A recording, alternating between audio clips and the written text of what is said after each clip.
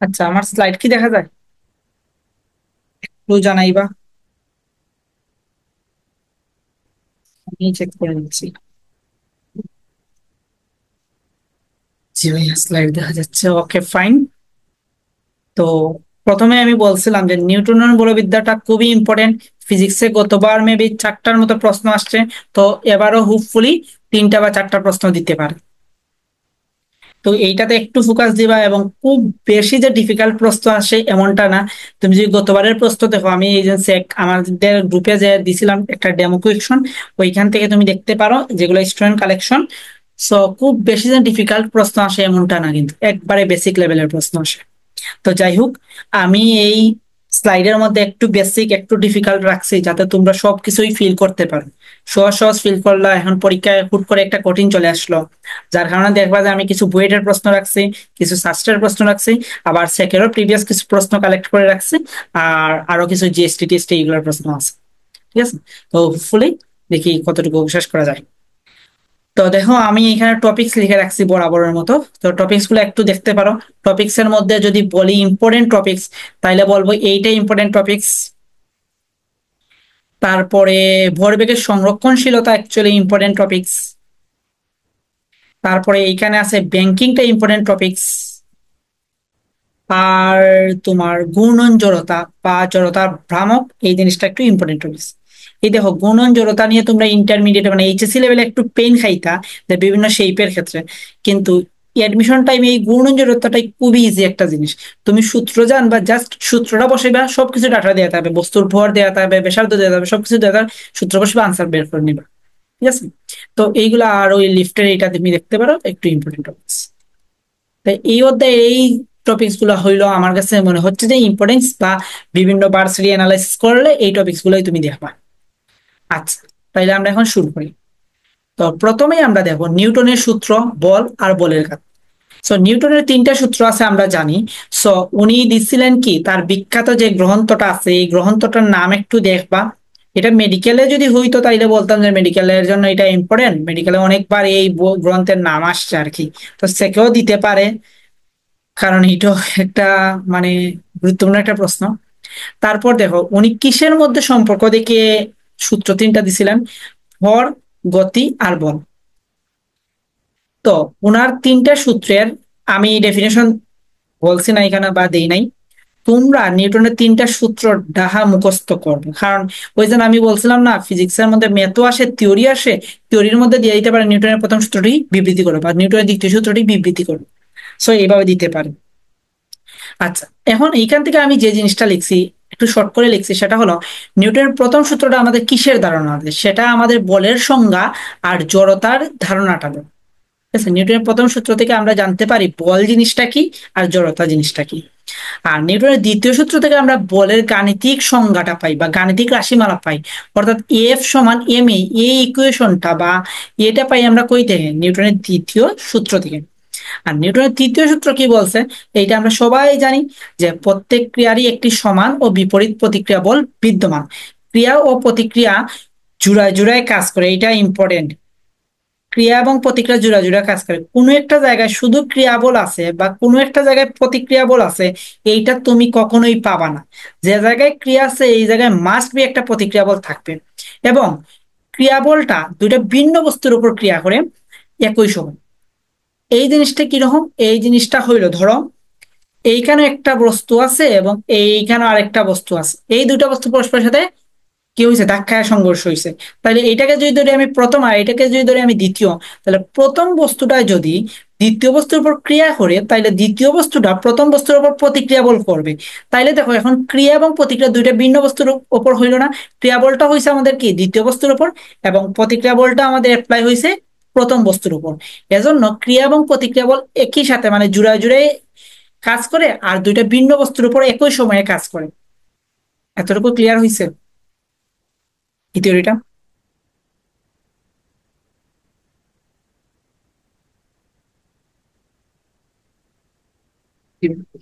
ওকে। আচ্ছা, এখন আমাকে বলো তো, ক্রিয়া এবং প্রতিক্রিয়ার মধ্যবর্তী কোণ কত হবে? 180, ইয়েস। তাহলে ক্রিয়া এবং প্রতিক্রিয়ার মধ্যবর্তী কোণ মানে থিটার মান হবে এখানে 180 ডিগ্রি। বা পাই হইতে পারে, পাই।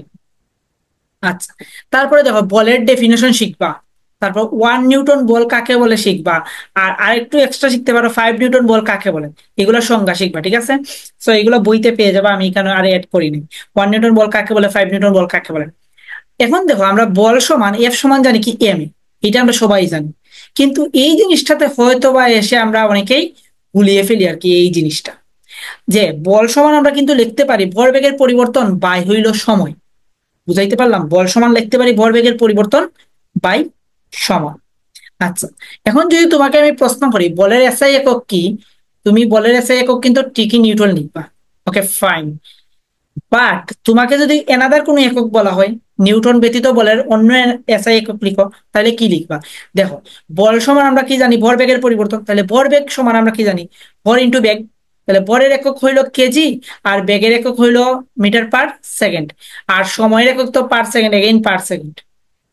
তার মানে এটাকে লেখা যায় kg M S inverse two, ঠিক আছে? আর মাত্রাটা কি হবে? মাত্রাটা হবে আমাদের M L T inverse two. এইটা হইলো আমাদের বলের একক এন্ড মাত্রা। বোঝা গেল বিষয়টা?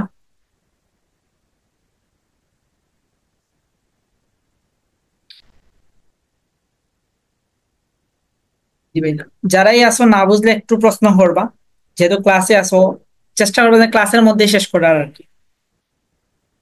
আর প্রয়োজন হইলে তো পরে রেকর্ড দেখতেই পারো। তারপরে দেখো, সমবেগে যদি কোনো একটা বস্তু গতিশীল থাকে তাইলে কিন্তু আমরা জানি কি তার ত্বরণ শূন্য হয়, আর ত্বরণ শূন্য হইলে কিন্তু বলও শূন্য হয়। তার মানে আলটিমেটলি বলতে পারি সমবেগে গতিশীল বস্তুর বল শূন্য। আর বল একটি কুন্দনের রাশি, বল একটা ভেক্টর রাশি। সো এগুলো আমরা জানি। তারপরে আসো বলের ঘাত। তো বলের ঘাত জিনিসটা কি? বলের ঘাত জিনিসটা হইল কোনো বস্তুর উপর যদি তুমি খুব বেশি মানের বল খুব অল্প সময় ধরে ক্রিয়া করো, তাইলে ওই বল এবং সময়ের গুণফলকেই বলা হয় আমাদের বলের ঘাত। কোনো বস্তুর উপর উচ্চমানের বল খুব অল্প সময় ধরে ক্রিয়া করলে বল এবং সময়ের গুণফলকেই বলা হয় বলের ঘাত। এখন দেখো বলের ঘাত সমান আমি ভরবেগের পরিবর্তন লিখতে পারি, বাট হোয়াই? হোয়াইটা দেখো আমি কিভাবে লিখছিলাম, বল সমান আমরা একটু আগে শিখিয়ে আসছিলাম ডেল পি বাই হইল টি।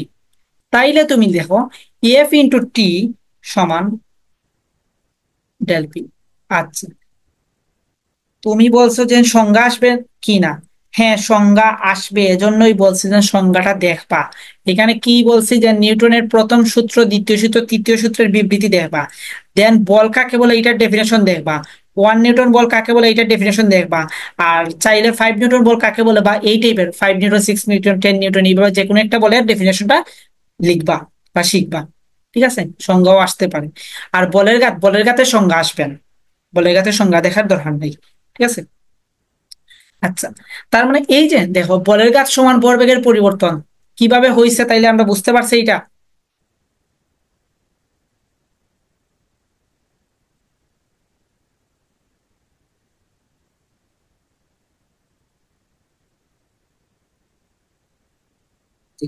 ওকে, তাইলে একক কি? তাইলে বলের ঘাত সমান যেহেতু ভরবেগের পরিবর্তন, তাইলে এটাকে লিখতে পারো বলের ঘাত সমান আমরা জানি কি বল ইন্টু সময়, তাইলে নিউটন ইন্টু সেকেন্ড, ওর লিখতে পারি আমরা কি ভরবেগের পরিবর্তন KG M S inverse one. আর মাত্রাটা কি হবে? মাত্রা হবে M L T inverse one. যতগুলা ফিজিক্সের মধ্যে এককের মাত্রা আছে সংজ্ঞার, সবগুলা ডাহা মুখস্থ করবা। এইখান থেকে শিওর তুমি 1 বা 2 মার্কস কমন পাচ্ছ। আচ্ছা, তারপরে দেখি ঘাত বল। এখন দেখো আমরা কিন্তু গুলিয়ে ফেলি যে বলের ঘাত আর ঘাত বল নাকি সেম। অ্যাকচুয়ালি এই দুইটা কখনোই ইকুয়াল না। ঘাত বল হইলো ওয়ান কাইন্ডস অফ বল। এই যে এখানে বলছো না খুব উচ্চমানের বল প্রয়োগ করলে বল এবং সময়ের গুণফলকেই বলের ঘাত বলে, এই উচ্চমানের বলটাকেই বলা হয় ঘাত বল। তাহলে ঘাত বলের একক যদি বলে তাহলে ঘাত বলের একক কি হবে? আমাকে বলো তো, ঘাত বলের একক কি নিউটন সেকেন্ড হবে নাকি নিউটন হবে? Newton, yes. ঘাত বলের একক নিউটন হবে, কারণ ঘাত বল হইল one kinds of ball, force. আচ্ছা, তারপরে আসো ভরবেগ। ভরবেগ সমান আমরা জানি কি ভর ইন্টু বেগ এর গুণফল। তাহলে ভরবেগকে পি দ্বারা ডিনোটেট করা হয়। এবং ভরবেগ একটি ভেক্টর রাশি এবং যার দিক হলো বেগের দিক। কেন ভেক্টর রাশি? সহজ কথা, বেগ একটা ভেক্টর রাশি আর ভর হইলো আমাদের স্কেলার রাশি। আর আমরা জানি কি ভেক্টরের কনসেপ্ট থেকে, যে স্কেলার এবং ভেক্টরের গুণফল অলওয়েজ কি হয়? ভেক্টর হয়। আচ্ছা, তারপরে এখানে কিছু জিনিস লিখছি, যদিও এইগুলো মেডিকেল মেডিকেল টাইপ মনে হচ্ছে আর কি। মৌলিক বল। সো মৌলিক বলের চারটা আছে, তোমাদের স্লাইড দিলে তোমরা একটু দেখে নিবা। দেখে নিবা কি মহাকর্ষ বল কিসের বিনিময়ে তৈরি হয়? গ্রেভিটন। তারপর তাড়িৎ চুম্বক বল কিসের বিনিময়ে তৈরি হয়? ফুটন। তারপর সবল নিউক্লিয় বল হইলো আমাদের মেসন। আর দুর্বল নিউক্লিয় বল হইলো ডাব্লিউ জেড বুসন। আচ্ছা, তারপরে এই দেখো বিটা কিসে কিসে কার্যকারিতা আছে একটু দেখে নিবা আর কি। আচ্ছা, আর পাল্লা, মহাকর্ষ বল এবং তাড়িৎচুম্বক বলের পাল্লা কিন্তু অসীম।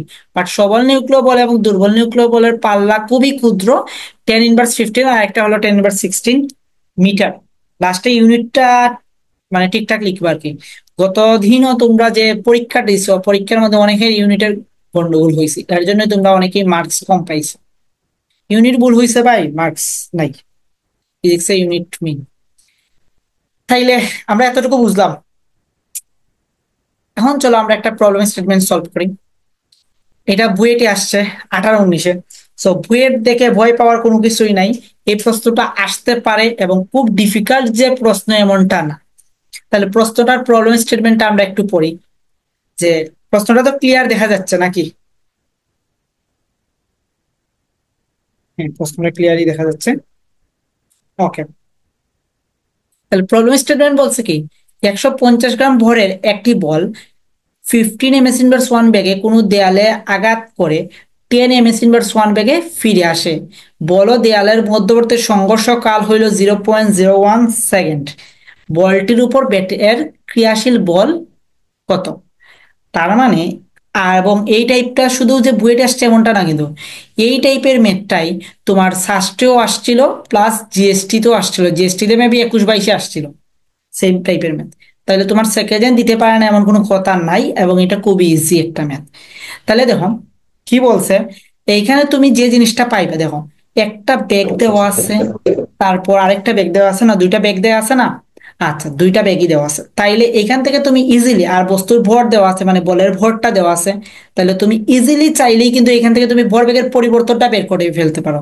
তাহলে ডেলপিটা, তাহলে ডেলপিটা আমরা কি লিখতে পারি? MB - MU। ওকে, তাহলে এখানে বি হতো, বিটা ধরে নিলাম আমি 10 ms−1। তাহলে ইউটা কত হবে? ইউটা হবে আমাদের -15 ms−1। আচ্ছা, কেউ একজন বলো তো আমাকে এইখানে মাইনাস কি জন্য দিচ্ছি সেটা বুঝতে পারছো কিনা? যে এখানে তো দুইটা বেগই কিন্তু আমাদের পজিটিভ দেওয়া আছে, কিন্তু আমি একটার ক্ষেত্রে আমি মাইনাস কি জন্য দিলাম? ওকে, তো বিপরীতে, ইয়েস। এইখানে কিন্তু বলছে এত বেগে ফেরত আসে।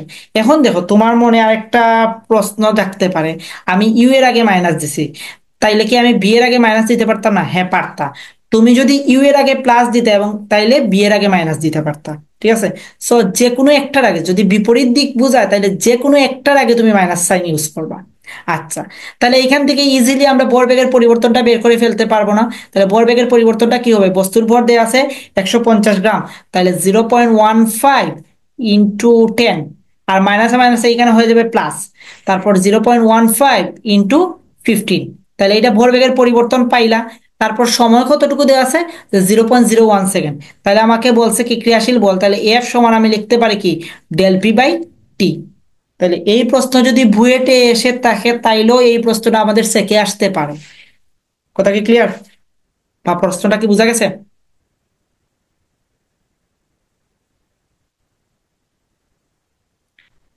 জি ভাই। ওকে, দেন আরেকটা প্রশ্ন দেখি আমরা, যেটা এগ্রিতে আসছে, কৃষি গুচ্ছতে আসছে 2012-তে 22-23-এ। জি। ওকে, দেখি প্রশ্নটা কি বলছে। প্রশ্ন বলছে কি একটি স্থির বস্তুর উপর 10 নিউটন বল 10 সেকেন্ড ক্রিয়া করে বন্ধ হয়ে যায়। বস্তুটি যদি 60 সেকেন্ড 1100 মিটার পথ অতিক্রম করে, তাহলে বস্তুটির ভর কত? ও, তাহলে এটা কেমনে করতে পারি? Anyone idea?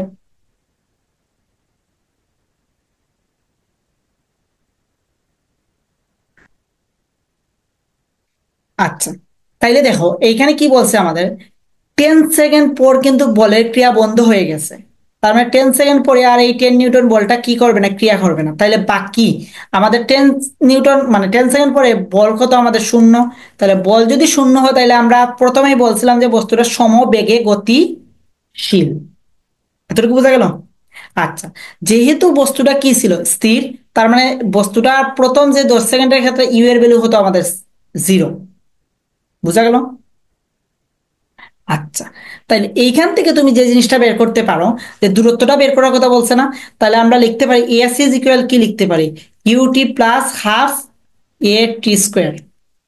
এটা প্রথম 10 সেকেন্ডের ক্ষেত্রে, ঠিক আছে, এটাকে S1 ধরতে পারো। তারপরে 60 সেকেন্ডে বলছে না সে যে 1100 মিটার যায়, তাইলে তোমার S2 ক্ষেত্রে তুমি লিখতে পারো কি ভি টি। এইখানে ভির ভ্যালু তো তুমি জানো না, এটা একটু পরে আমরা দেখবো। আর টির ভ্যালু এইখানে হবে 50। এবং তোমাকে যে জিনিসটা দেয়া আছে দেখাই আমি, এখানে 1100 মিটার বলতে বোঝানো হয়েছে S1 প্লাস S2 সমান হইলো আমাদের 1100 মিটার। ওকে, এখান থেকে তোমাকে যে জিনিসটা বলছে সেটা বলছে তোমাকে বস্তুর ভর কত সেটা ফাইন্ড আউট করতে। তাইলে এইটা ফাইন্ড আউট করতে হইলে আমরা যদি সামহাও বস্তুর ত্বরণটা বের করতে পারি তাইলে কিন্তু বস্তুর ভরটা বের হয়ে যাবে। তাহলে ত্বরণটা বের করব কিভাবে, এই দেখো, এখন এইখানে যদি আমি বসাই ইউটি, এই ভ্যালুটা কত, 0 না? তাহলে 0 এখানে বসাইলাম প্লাস হাফ এ টি স্কোয়ার। এখানে টির ভ্যালু হতে হবে 10, 10 স্কোয়ার প্লাস, আমি ভির ভ্যালু জানি না, আচ্ছা ভির ভ্যালু তা হোক আমার, ইন্টু 50 সমান 1100। এখন দেখো ভি সমান কি লিখতে পারি আমরা, বি সমান লিখতে পারি কি, বি স্কোয়ার সমান লিখতে পারি কি, আচ্ছা এটা দিয়ে না লিখি, মুছে ফেলি। যেহেতু আমি ত্বরণই বের করবো তাহলে ভি সমান আমি লিখতে পারি ইউ প্লাস এটি। তাহলে এইটার মান 0 আর এটার মান 10।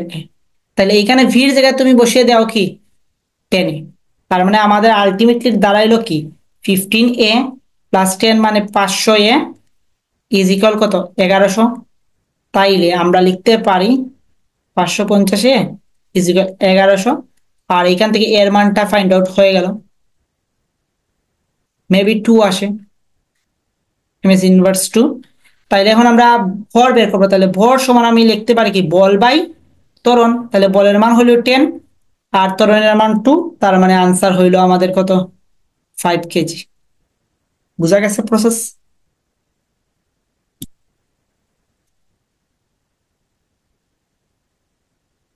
Okay fine.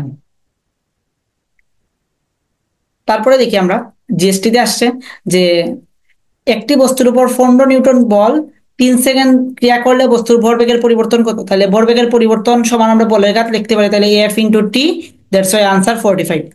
শেষ, এটার আনসার। ওকে, তারপরে দেখো এইখানে একটা প্রবলেম স্টেটমেন্ট দিছে, এটা আমি করিয়ে দিব না, এইটা জাস্ট প্রবলেমটা আমি তোমাদের বলে দিচ্ছি যে 10 কেজি ভরের একটি বস্তুর উপর 2F মানের বল প্রয়োগ করায় বস্তুর ত্বরণ হয় 60 ms/2। আবার EM ভরের কোনো বস্তুর উপর 5F বল প্রয়োগ করা হলে বস্তুর ত্বরণ হবে এত। তাহলে এম এর মান কত? তার মানে এইটা তুমি সলভ করতে হলে আগে তোমাকে এফ এর মানটা ফাইন্ড আউট করে ফেলবা, আর এফ এর মান ফাইন্ড আউট করলে পরেরটা এমনিতেই পারবা। সো এইটা একটু নিজেরা ট্রাই করবা,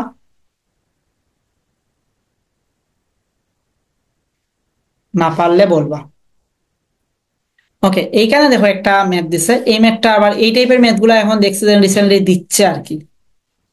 সো দেখো এখানে কি বলছে, আচ্ছা ভাই, একটি বস্তুর ত্বরণ ইয়ে ms/2 সময় টি তে আছে, এবং এটার ত্বরণের যে রাশিমালাটা বা ইয়ের যে সমীকরণটা, এইটা বলছে কি টির মান যখন 2 সেকেন্ড তখন বস্তুর গতি বা বেগ কত। তার মানে ত্বরণ এ সমান ত্বরণের রাশিমালা দেওয়া আছে এইটা। তাহলে এটা আমরা কিভাবে বের করতে পারি বস্তুর বেগ? ওকে, তাইলে আমরা কিছু জিনিস দেখি।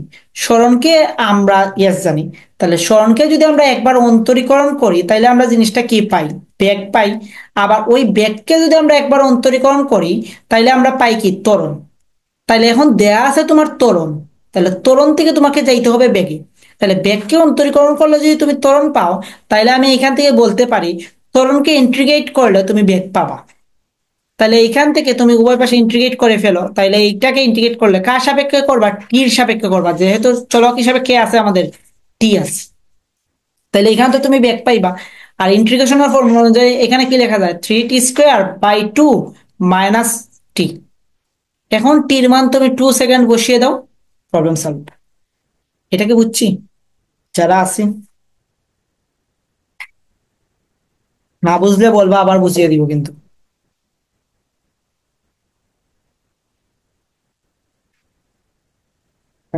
ওকে ফাইন, আরেকবার দেখো। আমাদের দেয়া আছে কি ত্বরণের ইকুয়েশনটা। আচ্ছা, তুমি একটু যদি আনমিউট করে ভয়েস দিয়ে বলতা যে কোন জিনিসটা বুঝো নাই, তাহলে আমার জন্য ইজি হইতো আর কি। যদি প্রবলেম না থাকে একটু আনমিউট করে তুমি বলতে পারো যে কোন জিনিসটা তুমি বুঝো নাই এখানের মধ্যে, তাহলে তোমাকে বুঝিয়ে দিতে আমার ইজি হবে আর কি।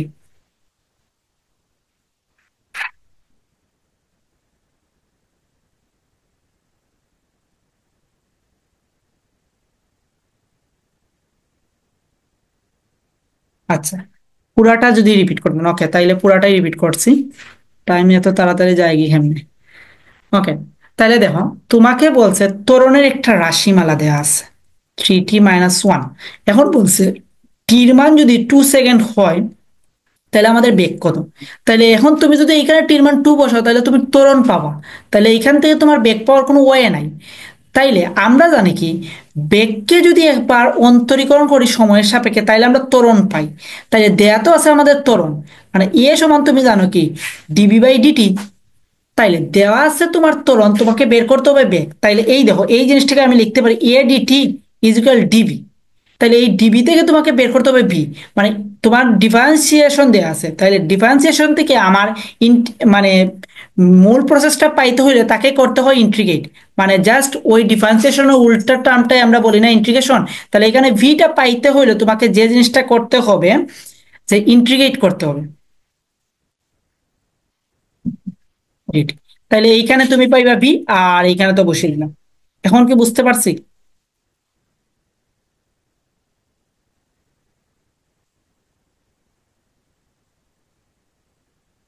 ওকে, thank you for your kindly response. আচ্ছা, তাহলে এই টাইপের ম্যাথ, ইকুয়েশন দিয়ে ম্যাথ কিন্তু দিতে পারে ভাই, এটা কিন্তু এখন জনপ্রিয়তা পাচ্ছে দিন দিন। ওকে, আর পরে দেখি আমরা এইটা একটু তোমরা নিজেরা সলভ করবা, সলভ করে বলবা আনসার কত হয়েছে। 40 কেজি ভরের এক পালক পানি নদী হতে 10 মিটার উচ্চতায় একটি বীজ হতে লাফ দেয়, পানি হতে 5 মিটার উচ্চতায় বালকটির অনুভূত ওজন কত হবে। এটা নিজেরা এগেন ট্রাই করবা।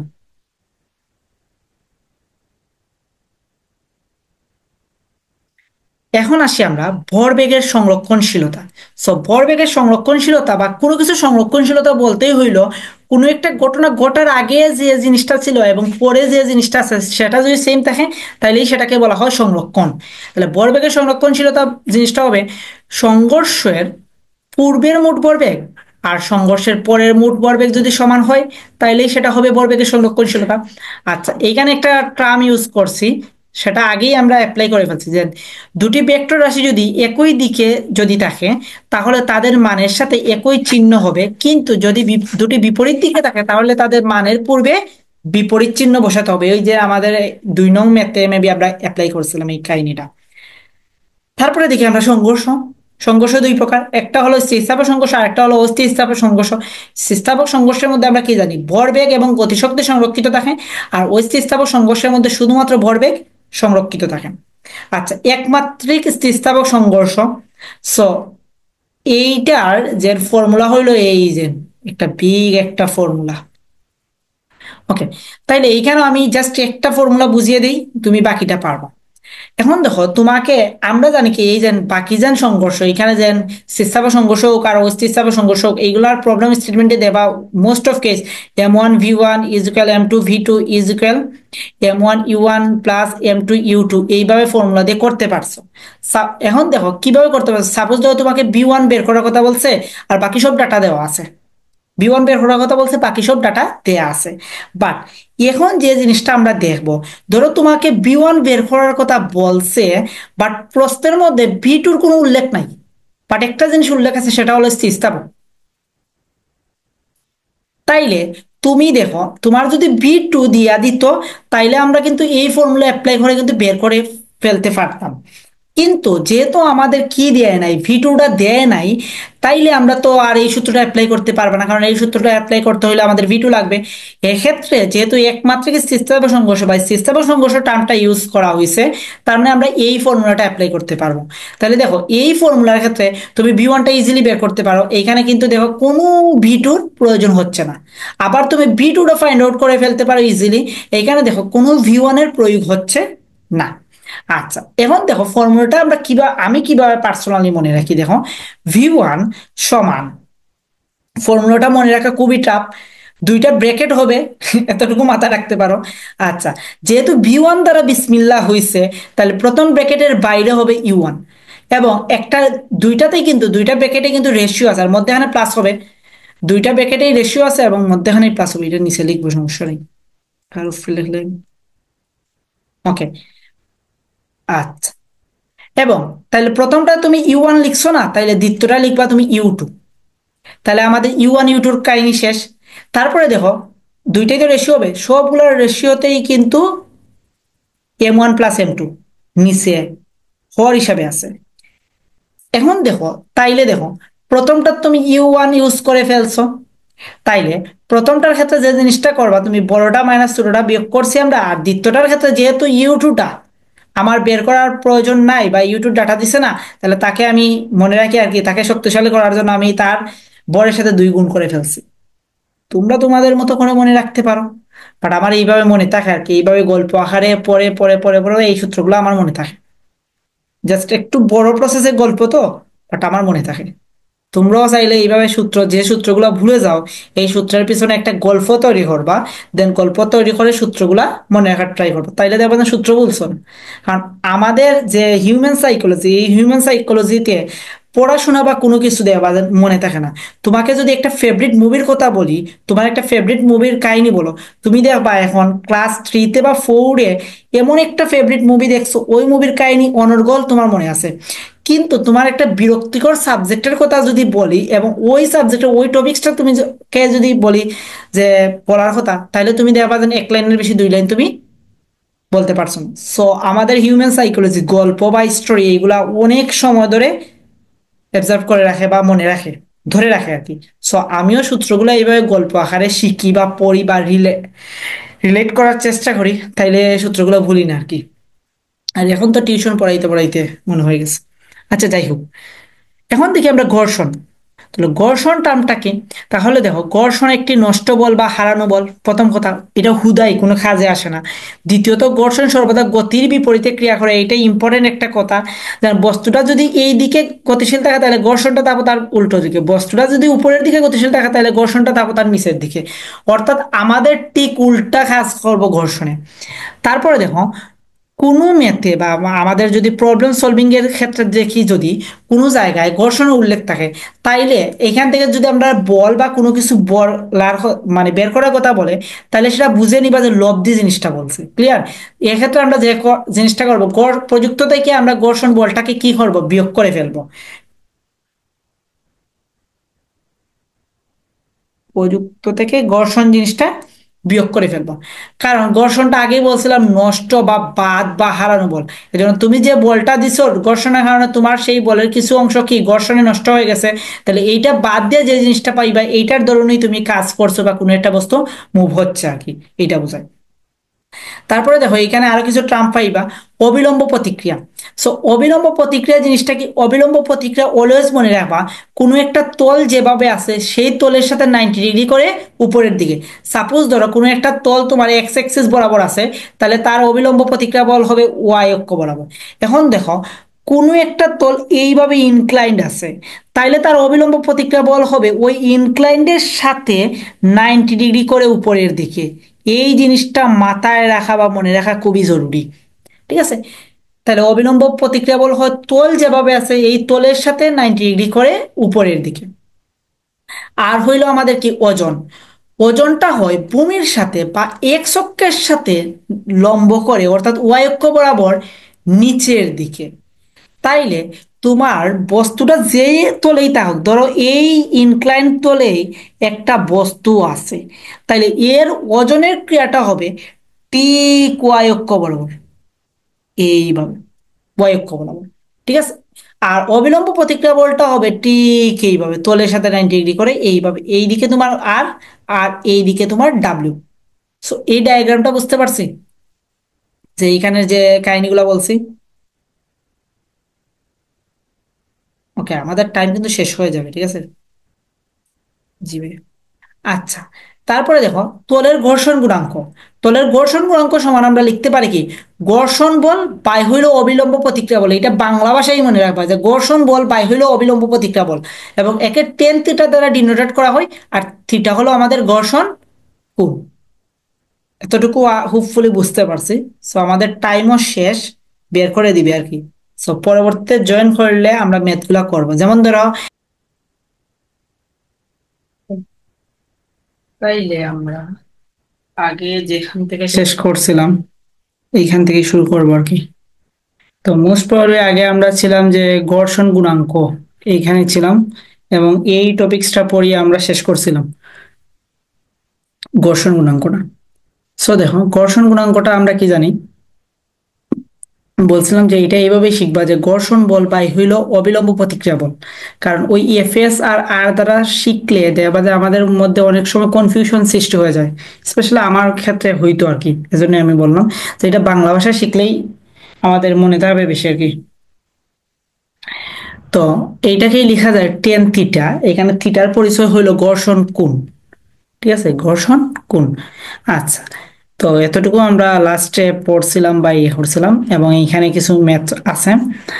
তো এখানে দেখি আমাদের যে ম্যাথটা বা প্রবলেম স্টেটমেন্টটা সেটা কি ছিল। সেটা আমাদের সেকে কিন্তু আসছে 2020-21-এ। খুব সহজ একটা প্রশ্ন। আগেই বলছিলাম যে নিউটনীয় বলবিদ্যা থেকে প্রশ্ন একবারে পানির মতো প্রশ্ন করে। সো যদি আমরা প্রশ্নটা দেখি, দেখো 40 কেজি ও 60 কেজি ভরের দুটি বস্তু যথাক্রমে 10 m/s 1 ও 5 m/s 1 বেগে পরস্পর বিপরীত দিক থেকে আসার সময় একে অপরকে ধাক্কা দিয়ে মিলিতভাবে চলতে শুরু করে, বস্তুদের মিলিত বেগ কত? এইটা ক্লাস 9-10 বাচ্চা নিতেও পারবে, সো তোমরাও পারবা। তো দেখি, এইখানে যে কিওয়ার্ডটা আছে মিলিত বেগটা আমরা বের করব। তার মানে যে কোনো ঘর্ষণের ক্ষেত্রে আমরা জানি কি, যে ভরবেগ সংরক্ষিত থাকে। এই যে এখানে আমরা একটা স্টেটমেন্ট লিখছিলাম যে স্থিতিস্থাপক সংঘর্ষের ক্ষেত্রে ভরবেগ এবং গতিশক্তি দুইটাই সংরক্ষিত থাকে, এবং শুধুমাত্র অস্থিতিস্থাপক সংঘর্ষের ক্ষেত্রে ভরবেগ সংরক্ষিত থাকে। তার মানে দেখো দুইটা সংঘর্ষে, দুই ধরনের সংঘর্ষের ক্ষেত্রে কিন্তু তোমার ভরবেগটা কি আছে, কমন জিনিস, সেটা সংরক্ষিত আছে। আর ভরবেগের সাথে যদি গতিশক্তি সংরক্ষিত থাকে, তাহলে আমরা সেটাকে বলতে পারি স্থিতিস্থাপক সংঘর্ষ। আদারওয়াইজ সেটা আমাদের নর্মাল যে সংঘর্ষ সেটাই। ওকে, তাইলে এইখানে আমাকে উল্লেখ করে দেয় নাই যে স্থিতিস্থাপক নাকি অস্থিতিস্থাপক। তাইলে যেহেতু সব ডাটাই দেওয়া আছে, তাইলে আমি এই সূত্রটা ইউজ করবো, ভরবেগের সংরক্ষণশীলতা।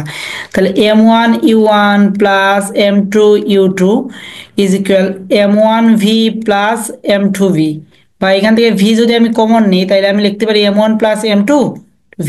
তাহলে আমার যেহেতু বলছে বেগ, মিলিত বেগটা বের করবো, v সমান m1 u1 plus m2 u2 m1 plus m2। এইখানে ডাটা সবগুলো বসিয়ে দিলে আনসার কিন্তু চলে আসবে। তো এইগুলো ছোটদের ম্যাথ, ফুলি সবাই পারো। তো একটু বড়দের ম্যাথ আমরা করি, যেটা সাস্ট 19-20-এ আসছে আর কি। তো সাস্ট 19-20-এ, আচ্ছা 7 নং প্রশ্ন নিয়ে কারো কোনো ডাউট আছে? এই যে একটু আগে করে ইসলাম ছোটদের ম্যাথ, থাকলে সেটা বলতে পারো, কোনো প্রবলেম নাই। না ভাইয়া, ওকে। আচ্ছা, এখন দেখি আমরা আট।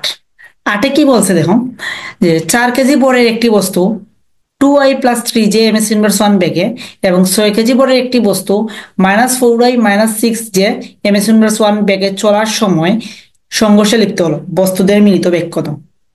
এইটা কি আমরা পারবো, বা কিভাবে বের করতে হবে? Anyone idea? ওই বিলাইরা আম্মাকে রে,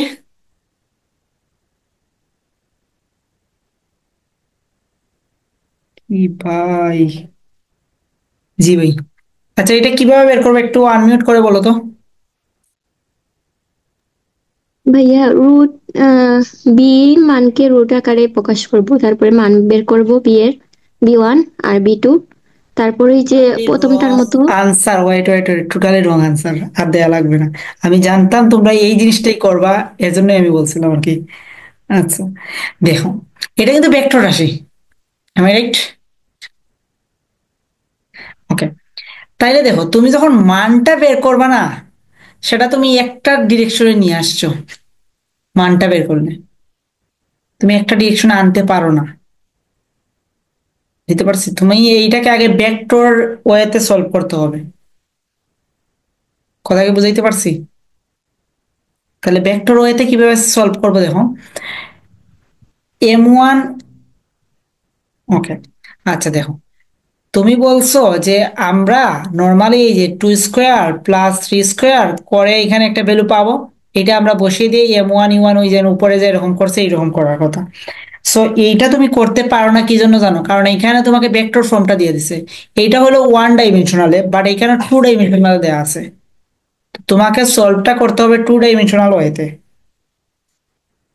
হোপফুলি বুঝাইতে পারছি প্রসেসটা?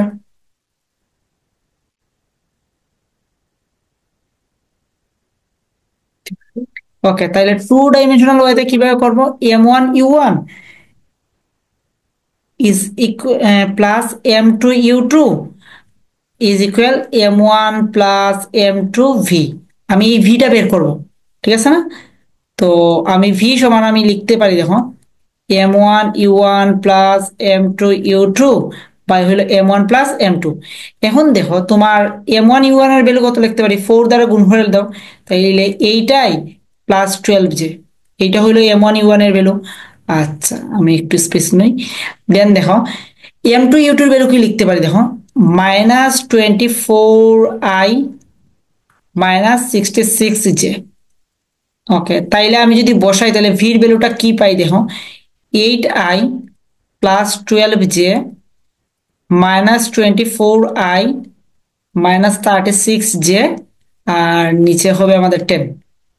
তাইলে এইটা যদি আমি ক্যালকুলেট করি, তাইলে লিখতে পারি কত? 24 - 69 আর -34J বাই 10, অর্থাৎ -1.6I -3.4J।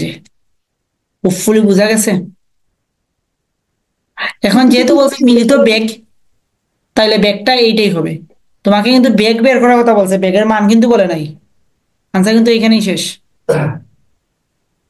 কথা কি বুঝাইতে পারছি? আমি যদি বলতে জি বেগের ভাইয়া মান, বুঝছি। তখন কিন্তু ওই রুট করে চলে যাইতা। এটা হবে আমাদের বেগের মান। কারো কোনো ডাউট আছে এই প্রশ্ন নিয়ে? আচ্ছা ভাইয়া, তাহলে প্রথম দিকে এরকম হলো না কেন? এই যে আমি মান বললাম বের প্রথম করতে। দিকেই, দেখো তোমাকে আমি বললাম,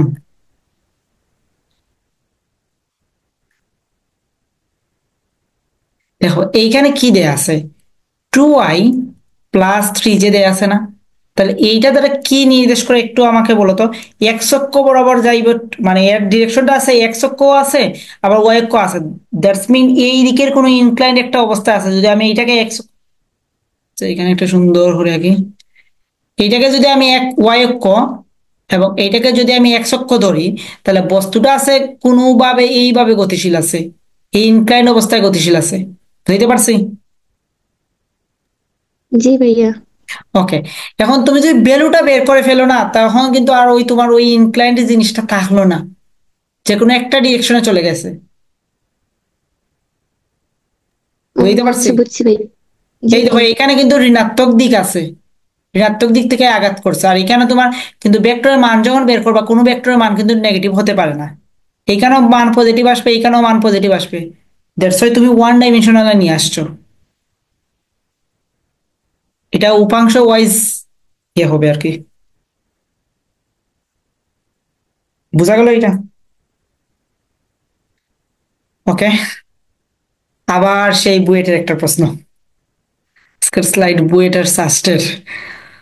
আচ্ছা, প্রশ্ন নয়, দেখি, 1000 কেজি ভরের একটি গাড়ির চাকা ও রাস্তার মধ্যকার ঘর্ষণাঙ্ক 0.8 হলে গাড়িটি সর্বোচ্চ কত ঢালু রাস্তায় পিছলে না পড়ে থেমে থাকতে পারবে? এটা পারবো?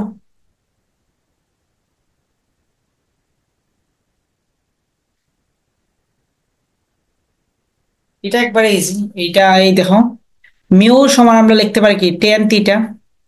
এই থিটাটাই বের করবো আর কি, মানে ঘর্ষণ কোনটা বের করার কথা বলছে, 10 ইনভার্স 0.8। এতটুকু বোঝা গেছে?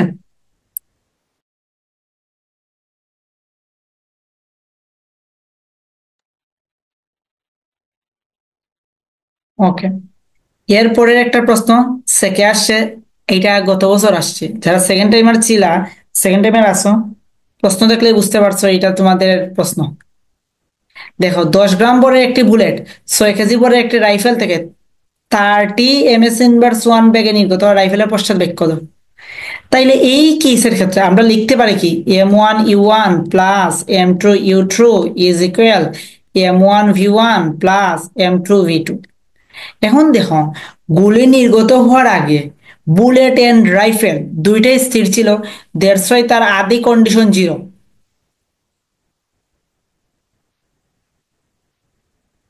ঘর্ষণাঙ্ক আর ঘর্ষণ গুণাঙ্ক, হ্যাঁ ঘর্ষণাঙ্ক আর ঘর্ষণ গুণাঙ্ক সেম জিনিস। ঘর্ষণাঙ্ক, যে জিনিসটাই ঘর্ষণাঙ্ক সেটাকেই ঘর্ষণ গুণাঙ্ক বলা হয়। আচ্ছা, তো দেখো এইখানে আমাদের কি, গুলি নির্গত হওয়ার আগে বুলেট এবং রাইফেল দুটাই স্থির ছিল, তার মানে তার আদি স্টেটমেন্ট 0। এখন দেখি আমাদের শেষ স্টেটমেন্টে কি আছে। M1 হইলো ধরলাম আমরা বুলেটের ভর। ওকে, তাহলে বুলেটের ভর 10 গ্রাম, তাহলে 10 বাই হইলো 1000 ইন্টু হইলো 300। আমি রাইফেলের তো পশ্চাৎ বেগ বের করবো 6 × V2। তাহলে এইখান থেকে আমরা V2 সমান কি লিখতে পারি, V2 সমান লিখতে পারি দেখো, 300 বাই হইলো 6000। এখানে একটা নেগেটিভ আসবে আর কি, পশ্চাৎ বেগ নিজেই নেগেটিভ, পশ্চাৎ ওয়ার্ডটাই নেগেটিভ। তাহলে এটা করলেই যা আসবে সেটাই হইলো আমাদের কাঙ্ক্ষিত আনসার। তো হোপফুলি এটা বুঝছি না। 10।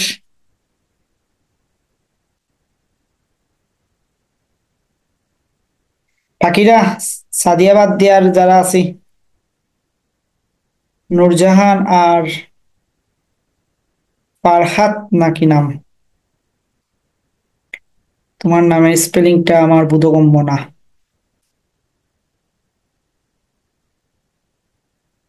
জি বুঝছি, ওকে। এখন থেকে আমরা লিফট সংক্রান্ত। তো লিফটের ক্ষেত্রে কি, আমরা জাস্ট ডাহা মুখস্থ রাখবো যে যদি লিফটটা ত্বরণে উপরের দিকে উঠে, তাইলে আমাদের যে ওজনটা, অনুভূত ওজনটা, সেটা হবে Ma+G। আচ্ছা, এটা কি জন্য হয় সেটা কি আমরা ফিল করতে পারি?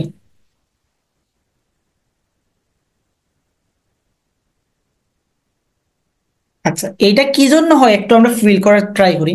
যদিও আমরা এইগুলা মুখস্থই শিখছি, মানে এডমিশন টাইমে এসে আমাদের এইগুলা মনে রাখার বা থিওরি পড়ার সময় না, তবুও আমি একটু ফিল করানোর ট্রাই করি। দেখো, আমরা যে ওজনটা অনুভব করি সেটা কি ক্রিয়াবল নাকি প্রতিক্রিয়া বল? আমাদের অনুভূত ওজনটা সেটা কি ক্রিয়াবল নাকি প্রতিক্রিয়া বল?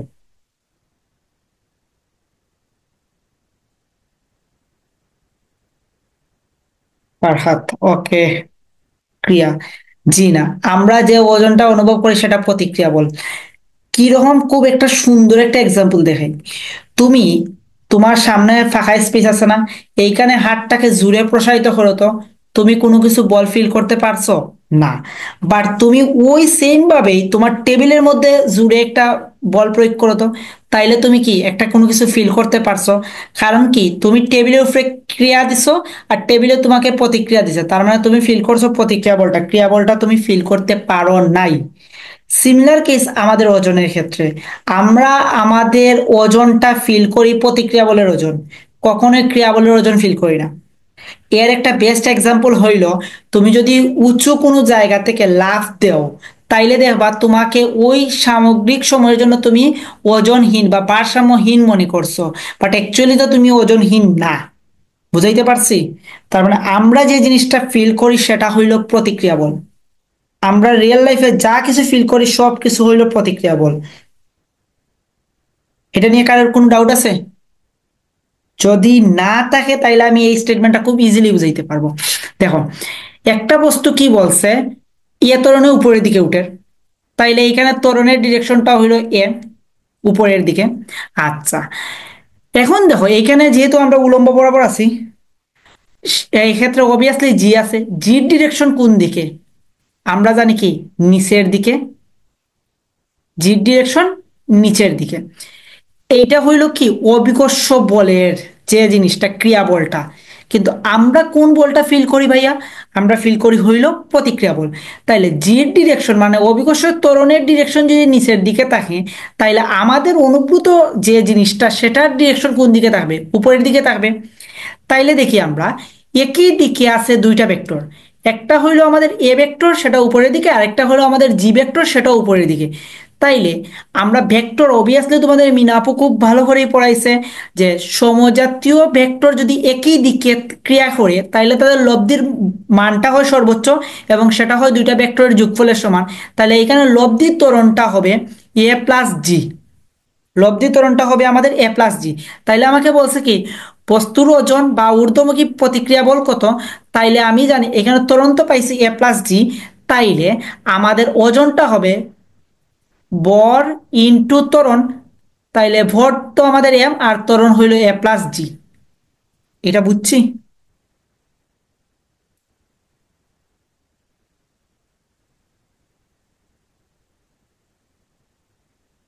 জি, ওকে, ফাইন, বোঝা গেল।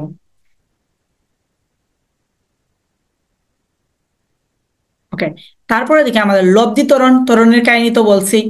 এখন দেখো এখান থেকে আরেকটা জিনিস প্রবলেম স্টেটমেন্ট দিতে পারে, সেটা হলো লিফটের মধ্যে তুমি এই উচ্চতা হতে একটা বস্তু ছেড়ে দিছো, তাহলে লিফটের মেঝে স্পর্শ করার সময় কতটুকু? এইটা আসছে ওই ফর্মুলা থেকে আর কি, এইচ সমান U T plus half G T square. এইখান থেকে আমরা টির ভ্যালুটা বের করছি আর কি। এখন দেখো এখানে জি বলতে আমরা কিন্তু ওয়ান প্লাস, সরি, এ প্লাস জি ইউজ করছি, বুঝতে পারছি? যেহেতু একটা বস্তুরে জাস্ট ছেড়ে দিছো, দ্যাটস ওয়াই এই টার্মটা জিরো। তাইলে এখান থেকে আমরা যদি লিখি তাহলে টি সমান আমরা লিখতে পারতাম দেখো রুট ওভার 2h/g। বাট এখন জি বলতে আছে কি এ প্লাস জি। তার মানে এই সূত্রটা এইভাবেই আসছে, এইখান থেকে আসছে। তাইলে উপরের দিকে উঠতে যদি আমরা প্লাস দেই, তাহলে সেম রিজনে নিচের দিকে নামলে সেটা আমরা দেই মাইনাস। তাহলে ওই যত জায়গায় আগে প্লাস সিম্বল ইউজ করছিলাম, ঠিক সেম সেম জায়গায় কি মাইনাস সিম্বল ইউজ করবা। আচ্ছা, তারপরে আরেকটা কেস দেখো, এইখানে দেখো যদি লিফটটা হঠাৎ ছিঁড়ে যায় তাইলে ব্যক্তি নিজেকে ওজনহীনতা অনুভব করবে। অর্থাৎ অবিকর্ষজ বল থাকবে ঠিক আছে, বাট সে নিজেকে ওজন ফিল করতে পারবে না। লাইক দ্যাট, তুমি হাওয়ার মধ্যে একটা ঘুষি দিলা, তুমি কোনো ওজন ফিল করতে পারছো না। বাট তুমি একটা টেবিলের মধ্যে ঘুষি দিলা, তাইলে তুমি কি একটা ওজন ফিল করতে পারছো না, তোমার এই ঘুষির একটা ওয়েট আছে। বুঝতে পারছি? ক্লিয়ার?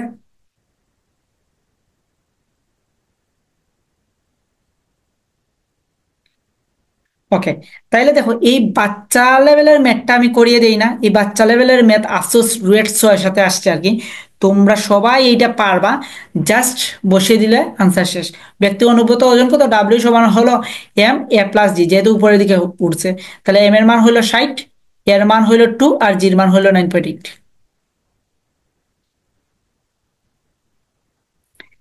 এখন আসি আমাদের সেক এগেইন 23-24 একটা প্রশ্ন।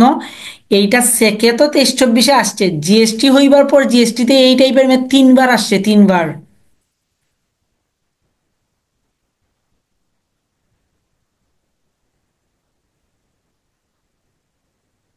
বুঝা গেল? এটা জিএসটি তে সেম টাইপের ম্যাথ তিনবার আসছে।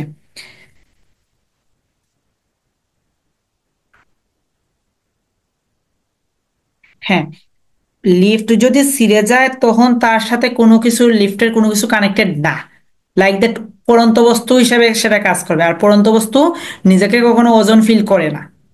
তুমি যদি দেখো হাওয়ার মধ্যে তুমি যদি মানে কি বলে তোমার ইয়ে মারো, কিল মারো বা খুশি মারো, তাইলে দেখবা যে তুমি সেটা ফিল করতে পারছো না। বাট ওই তুমি যদি সেটা কোনো কিছু বস্তুর মধ্যে মারো তাইলে তুমি সেটা ফিল করতে পারবে। এর জন্যই তোমার স্টেটমেন্টটা ঠিক আছে যে লিফট যদি ছিঁড়ে যায় তাহলে বস্তু ওজনহীনতা অনুভব করবে, বাট লিফট নিচে নামলে পারি নয়, হালকা অনুভূত হবে। এই দেখো নিচের দিকে নামলে আমরা, এই দেখো এই ফর্মুলাটা ইউজ হয়, যে অভিকর্ষের ত্বরণ থেকে যে ত্বরণের নিচে নামছে সেই ত্বরণ থেকে কিছুটা হ্রাস পায়। তার মানে বস্তু ওজন ভারী নয়, হালকা অনুভূত হবে। বুঝা গেল? ফারহাদ, বুঝতে পারছি?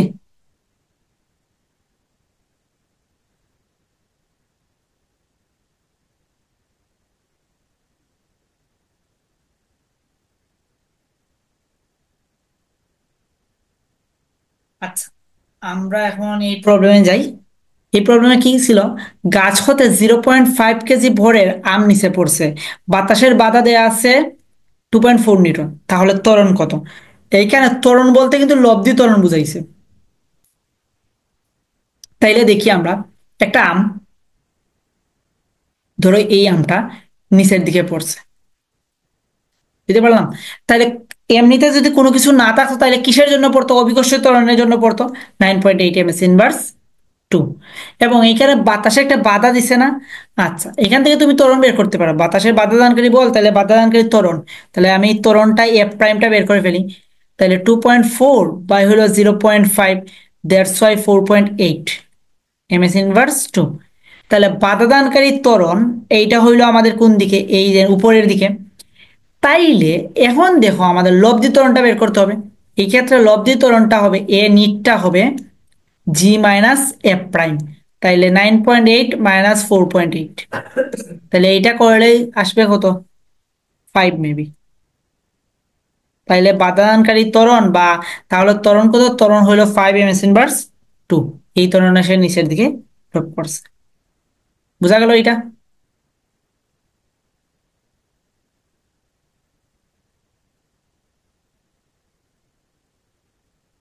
ওকে, আবার তাহলে দেখো একটা বস্তু নর্মালি কিসের জন্য উপর থেকে নিচে পড়ে? অভিকর্ষ ত্বরণের জন্য।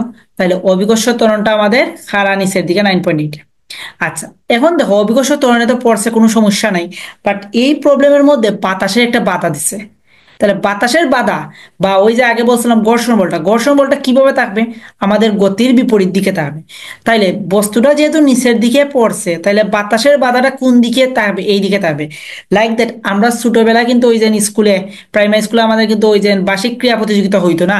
বা আমরা যদি দৌড়াদৌড়ি করি তাইলেও দেখতে পারবা, তুমি যদি উত্তরের দিকে দৌড়ো তাইলে তোমার গায়ে এসে বাতাসটা লাগবে দক্ষিণ দিকে। আবার তুমি যদি দক্ষিণ দিকে দৌড় দাও তাহলে তোমার গায়ে বাতাসটা লাগবে উত্তর দিক থেকে এসে। তার মানে তুমি যেদিকে দৌড়াবা বাতাসটা তার উল্টা দিক থেকে এসে লাগবে। তাহলে সেম কাহিনী, বাতাসে, তার মানে তোমাকে বাতাসে বাধা দিচ্ছে কি? তুমি যেদিকে গতিশীল আছো তার বিপরীত দিক থেকে।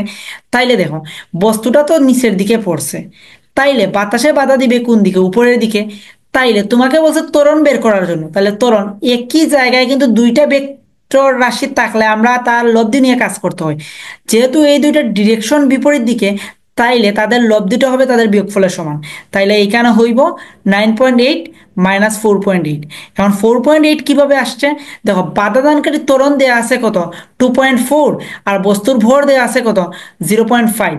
তাইলে এইখান থেকে আমরা ক্যালকুলেশন করে আমরা বাধাদানকারী ত্বরণটা ফাইন্ড আউট করতে পারছি। তাইলে হোপফুলি এটা এখন বোঝা গেছে। না বুঝলে আবার রিপিট করো, কোনো সমস্যা নেই।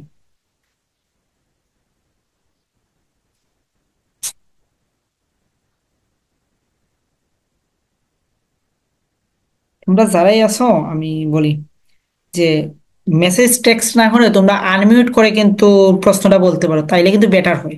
মানে লিখতে কিন্তু অনেক টাইম লাগে তোমাদের, যে কোনো সমস্যা না থাকে আর কি। আচ্ছা, এখন আমরা সুতার টানে মুভ করি। আচ্ছা, সুতার টান, কোনো কিছু টান মানে হলো তাকে টান টান অবস্থায় রাখা। আচ্ছা, এখন দেখো সুতার টান জাস্ট হালকা পাতলা বুঝিয়ে দেই। ধরো একটা সুতা এইভাবে আছে, এইদিকে তুমি 15 নিউটন বল প্রয়োগ করছো, আর এইদিকে তুমি 10 নিউটন বল প্রয়োগ করছো। তাহলে আমি যদি বলি এই ক্ষেত্রে সুতার টান কত, কেউ বলতে পারবা? সুতার টানটা অ্যাকচুয়ালি কত?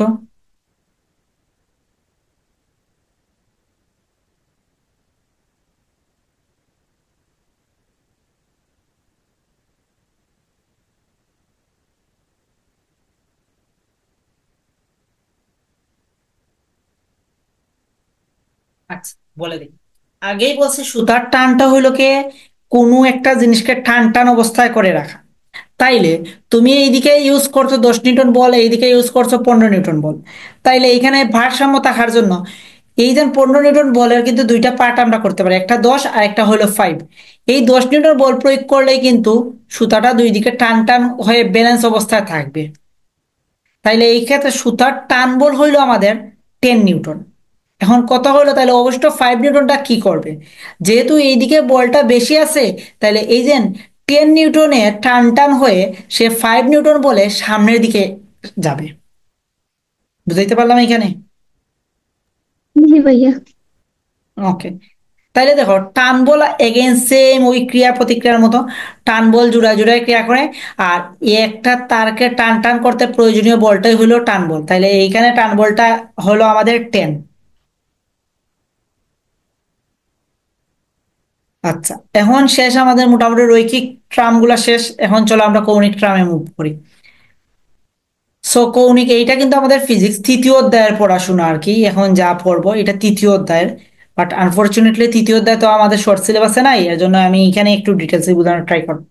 দেখো কৌণিক ত্বরণ, কৌণিক ত্বরণকে সরি কৌণিক সরণ, কৌণিক সরণ বা কৌণিক দূরত্বকে থিটা দ্বারা ডিনোটেট করা হয়, এবং সেটা একটা কোণকে রিপ্রেজেন্ট করে। ঠিক আছে, তাহলে থিটা সমান আমরা লিখতে পারি S/R। এই এস হইল আমাদের রৈখিক দূরত্ব বা রৈখিক সরণ, আর আর হইল বস্তুটা যে বৃত্তাকার পথে ঘূর্ণনশীল সেই বৃত্তের ব্যাসার্ধ। এছাড়াও এইটাকে আবার লেখা যায় 2πN। 2π মানে কি দেখো, একটা আমি যদি এইখানে লিখি ফাঁকা জায়গায়,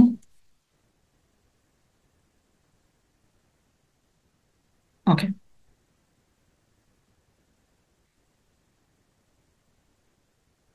তাহলে ধরো এ পয়েন্ট থেকে কোনো একটা বস্তু যাত্রা শুরু করে আবার এ পয়েন্টে ফিরত আসলো, তাহলে বৃত্তের কেন্দ্রে কত ডিগ্রি কোণ উৎপন্ন করবে? 360 ডিগ্রি, বা আমাদের কত, 2π। ওকে, তার মানে একবার যদি সে পূর্ণ ঘূর্ণন মানে সম্পন্ন করে, তাইলে তার কৌণিক সরণটা আমরা বলতে পারি কত, 2π। তাইলে সে যদি এখন 10 বার ঘুরে, তাইলে কৌণিক সরণটা কত হবে, 2π × 10। তাইলে এইখানে আমরা লিখতে পারি না সাধারণ রূপ হিসেবে 2πN, এই এনটা হলো ঘূর্ণন সংখ্যা বা পূর্ণ ঘূর্ণন সংখ্যা, পূর্ণ দোলন সংখ্যা বা পূর্ণ ঘূর্ণন সংখ্যা। এটাকে বুঝতে কারো অসুবিধা আছে?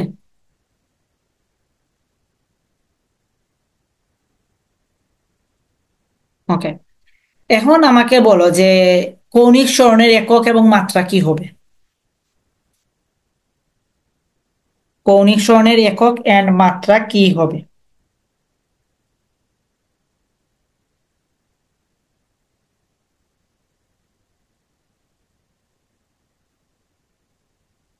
তাহলে দেখো কৌণিক সরণের একক বা মাত্রা, 10 মিনিটের বাঁশি বাজিয়ে দিছে।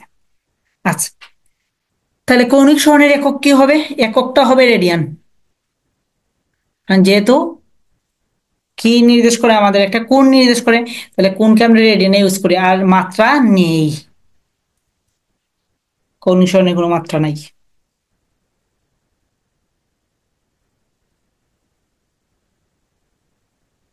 ওই radian per second, radian metre per সেকেন্ডে না, রেডিয়ান মিটার পার সেকেন্ড কই থেকে পাও? এইখান দেখলেই বুঝবা তুমি। থিটা সমান আমরা কি লিখতে পারি দেখো, থিটা সমান S/R লিখতে পারি না? তাহলে এস এর একক কি, এস এর একক মিটার, আবার আর এর একক কি, মিটার। তার মানে সমজাতীয় দুইটা রাশির অনুপাতের কি নাই, কোনো একক নাই। ঠিক আছে, তার মানে একক নাই, দ্যাটস মিন এখানে আমি বলতে পারি যে স্ট্যান্ডার্ড কোনো একক নাই, তাইলে মাত্রা নাই। এখন আমি বলবা যে আমি রেডিয়ান কি জন্য লিখছি, আমরা কোনকে বৃত্তীয় পদ্ধতিতে আমরা রেডিয়ানে প্রকাশ করি। এমনিতে তো নর্মালি আমরা ডিগ্রিতে প্রকাশ করি, ওই ডিগ্রিকেই আমরা রেডিয়ানে প্রকাশ করি যখন আমরা ক্যালকুলেশন করি। যেমন পাইয়ের মান, পাইয়ের মান আমরা লিখতে পারি না 360 ডিগ্রি, আবার পাইয়ের মান তো আমরা এইটাও লিখতে পারি 3.1416, তখন এটা কি রেডিয়ানে। হোপফুলি বুঝতে পারছি। এখন আসি কৌণিক বেগ। সো কৌণিক বেগ সমান আমরা লিখতে পারি কি V/R, বা V/R এর পরিবর্তে লিখতে পারি কি আমরা 2πn/t। অর্থাৎ ওই যে কৌণিক সরণকে তুমি সময় দ্বারা ভাগ করলে কিন্তু কৌণিক বেগ পেয়ে যাবে। আমরা যেরকম রৈখিক বেগটা পাই যে v/t, তাইলে এইখানে কৌণিক বেগ সমান লিখতে পারো তুমি θ/t। তার মানে থিটা সমান তুমি অলরেডি দেখছো যে 2πn, তাহলে মানে 2πn/t, বা তুমি লিখতে পারো v/r, বা এখান থেকে আমরা সহজেই লিখতে পারি যে v সমান ω/r। ওকে, তাহলে তার এককটা কি হবে? তার এককটা হবে রেডিয়ান/সেকেন্ড, আর মাত্রাটা হবে 10^1। বা এই কৌণিক তরঙ্গ বেগকে কৌণিক কম্পাঙ্ক বলা হয়, একে হার্টজেও প্রকাশ করা হয়। আচ্ছা, দেন আসি কৌণিক ত্বরণ।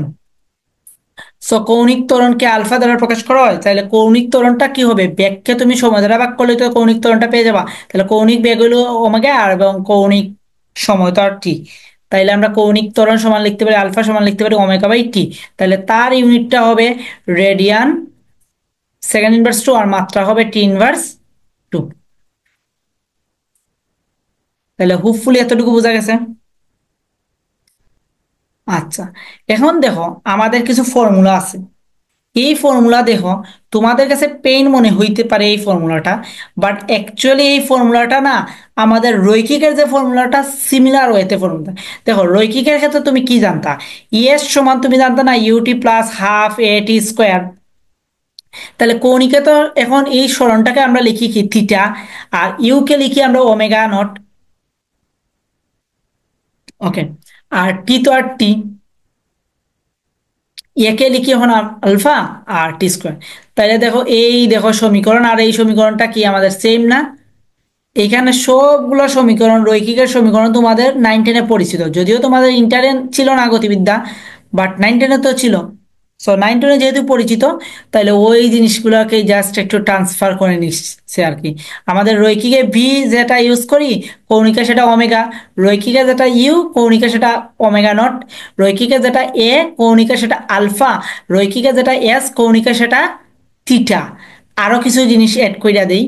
রৈখিকে যেটা এম, কৌণিকে সেটা কি জড়তা, রৈখিকে যেটা এফ, কৌণিকে সেটা হইলো আমাদের টাও বা টর্ক। কাজে লাগবে এই যে টাও বা টর্ক, এটা কাজে লাগবে আমাদের এই ইয়ের স্লাইডে একবারে শেষে। তো এতটুকু বোঝা গেছে আশা করি। তো দেখি এখন আমরা যে একটা প্রবলেম স্টেটমেন্ট রাখছি, সেটা রুয়েট 3-4-এর প্রশ্ন। দেখো তোমাদের কিন্তু আমি ইঞ্জিনিয়ারিং জিনিসপত্র পড়িয়ে দিচ্ছি। ওকে, দেখি একটা বৈদ্যুতিক পাখা মিনিটে 1200 বার ঘুরে। সুইচ বন্ধ করার 3 মিনিটের মধ্যে পাখাটি বন্ধ হয়ে গেল। প্রথম স্টেটমেন্ট কি হইতে পারে যে পাখাটি কৌণিক ত্বরণ কত, আর দ্বিতীয় স্টেটমেন্টটা হইতে পারে যে থেমে যাওয়ার পূর্বে পাখাটি কতবার ঘুরবে। তাহলে এই প্রবলেমটা কিভাবে আমরা সলভ করতে পারি একটু দেখি। পাখাটি বলছে কি মিনিটে 1200 বার ঘুরে, তার মানে এখান থেকে পাখাটির বেগ বের করতে পারি। তাইলে ওমেগা সমান লিখতে পারি 2πn/t।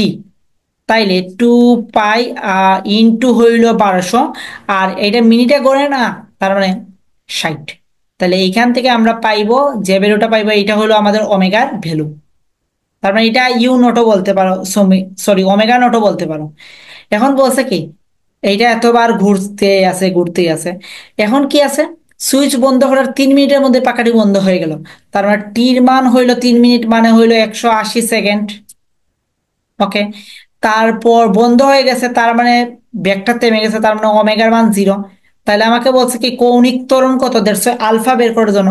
তাহলে আমরা ওমেগা সমান লিখতে পারি কি ω0 প্লাস আলফা টি। তাইলে এইখান থেকে আমি আলফা সমান কি লিখতে পারবো যে -ω0/t।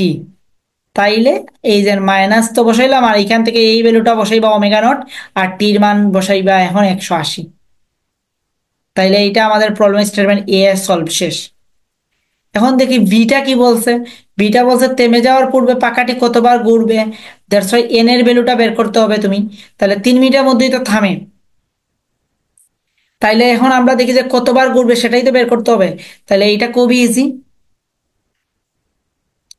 যে থিটা সমান তুমি লিখতে পারো ইউটি মানে ω t plus half alpha T square.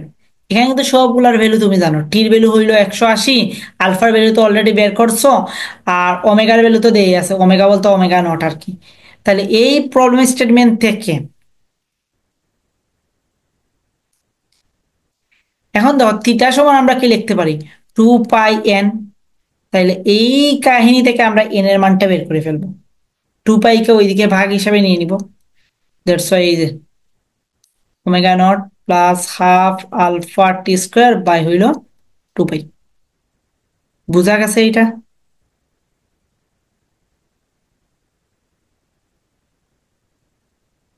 কার কোনো ডাউট আছে এই প্রশ্ন নিয়ে?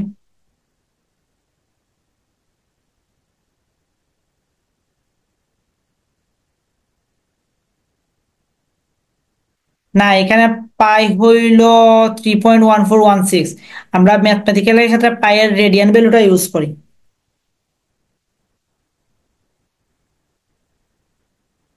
ওকে, এখন আসো কেন্দ্রমুখী ত্বরণ। কেন্দ্রমুখী ত্বরণ এবং বল সংক্রান্ত। তাহলে কেন্দ্রমুখী ত্বরণ বা কেন্দ্রমুখী বল কাকে বলে? ওই যে কোনো একটা বস্তু যদি বৃত্তাকার পথে ঘুরে, তাইলে বৃত্তের কেন্দ্রের দিকে যে বলটা অনুভূত হয় সেটাকে বলা হয় কেন্দ্রমুখী বল। এখন দেখো কেন্দ্রমুখী যেহেতু বস্তুটা বৃত্তাকার পথে ঘুরছে, তাইলে তোমার মনে হইতে পারে কেন্দ্রমুখী বল ওয়ান কাইন্ডস অফ একটা কৌণিক বল। অ্যাকচুয়ালি না, কেন্দ্রমুখী বল হলো এক প্রকার রৈখিক বল বা ত্বরণ হিসাবে গেলে রৈখিক ত্বরণ, যেটা বৃত্তের কেন্দ্রের দিকে অর্থাৎ একটা স্ট্রেট লাইন বরাবর থাকে। এখন দেখো কেন্দ্রমুখী ত্বরণের ফর্মুলা যেটা আছে, এসি সমান লিখতে পারি কি ওমেগা স্কোয়ার ইন্টু আর, বা omega V is equal V square by R. তাইলে এইটা গেল কেন্দ্রমুখী ত্বরণ। এখন যদি কেন্দ্রমুখী বল বলতো, কেন্দ্রমুখী বল তার মানে সবগুলোর সাথে তুমি ভর এড করে দাও। তাহলে এম ওমেগা স্কোয়ার আর, বা লেখা যায় এম ওমেগা ভি, বা লেখা যায় আমাদের M B square by R. তাইলে এইটাই হইলো আমাদের কেন্দ্রমুখী বল। হোপফুলি এইটা বুঝছি। যদি এইটা বুঝতে থাকি তাহলে সাস্টের একটা ম্যাথ করব। সাস্টের ম্যাথে কি বলছে, যে 20 গ্রাম ভর সম্পন্ন কোনো বস্তুকে 5 মিটার দীর্ঘ একটা সুতার সাহায্যে বৃত্তাকার পথে ঘোরানো হচ্ছে। বস্তুটি 6 সেকেন্ডে 30টি পূর্ণ ঘূর্ণন সম্পন্ন করে। সুতার টান কত?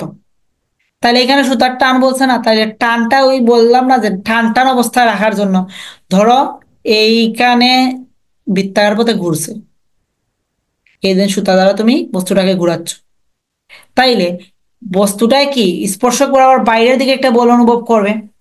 তাহলে বাইরের দিকে যে বল অনুভবটা করবে, ভিতরের দিকে সিমিলারলি বল অনুভব করতে হবে।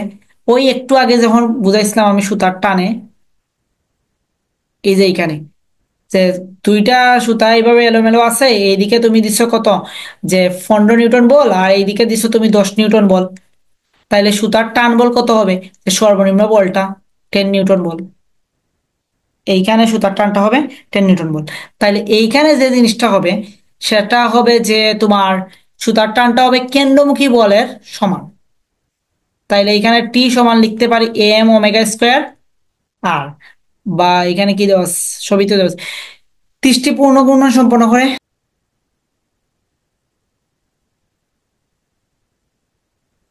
তাইলে আমরা ছিলাম ফার্স্ট 19-20-এর একটা প্রবলেম সলভে।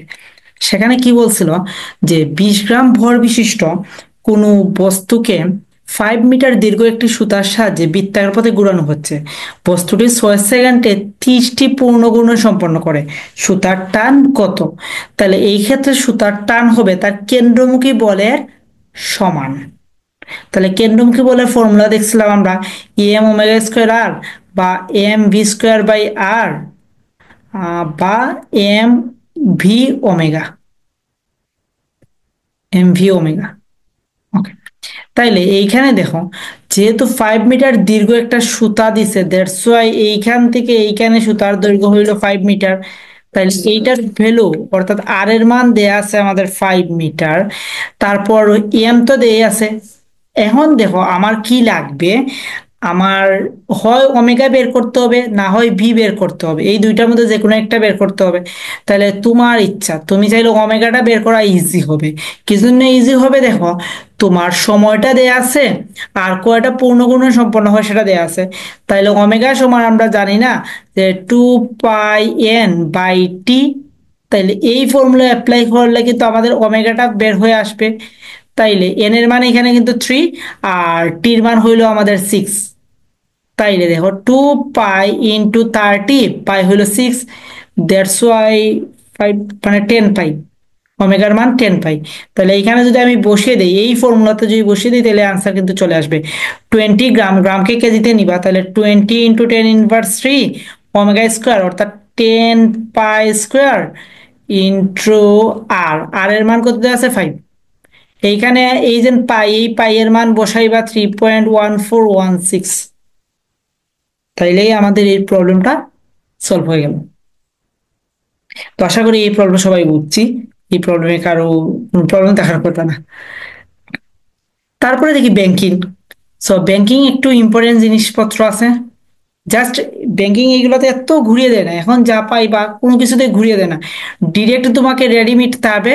তুমি ওই যে ঘুরিয়ে দিতে পারতো, ওই যে প্রথম দিকে যে আমরা যে টপিকস গুলো পড়ছিলাম, আবার একটু যদি রিকল করার ট্রাই করি, তাহলে এই যে এইখানে যে জিনিসপত্রগুলো পড়ছিলাম না, যে তোমার বলের ঘাত, তারপর ভরবেগের পরিবর্তন, এইখানে যে যে জিনিসগুলা পড়ছিলাম, এই জিনিসগুলাতে একটু কনফিউশন তোমাদের সৃষ্টি হইতে পারে।